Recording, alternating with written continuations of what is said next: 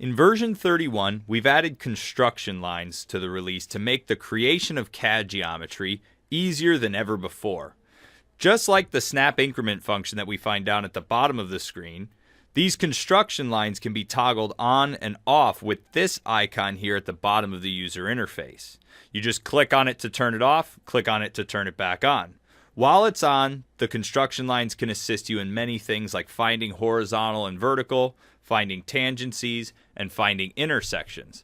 So if I go in and I just click on a line here, what we'll see is as I draw, these lines are going to appear on the screen that point to another location. So we can see right here, if I touch this point, it gives me lines to go horizontally in the X and vertically in the Y, and they're lined up with this point. So if I click, I could then drag along that line and it'll snap onto that line. If I leave the line, I'm in just a sketch mode, but I can jump between these two lines no problem.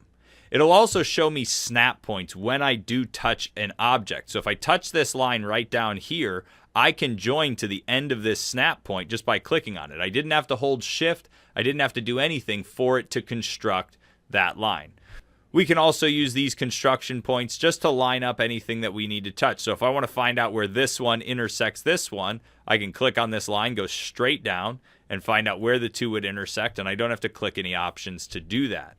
Then I just cancel out, and we have our construction lines. If I want to create points based on intersections, it will now find the intersection of any lines while it's doing the construction geometry. We can see we have a snap point because those two intersect, and I can now snap a point right onto that intersection. And then if I don't want to see them, I could just go ahead and turn it off right here. Just click it one time.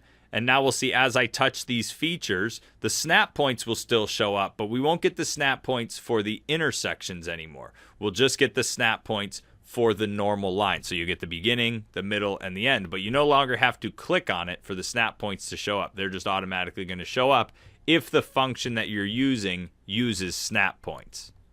And that concludes the video on the CAD construction geometry.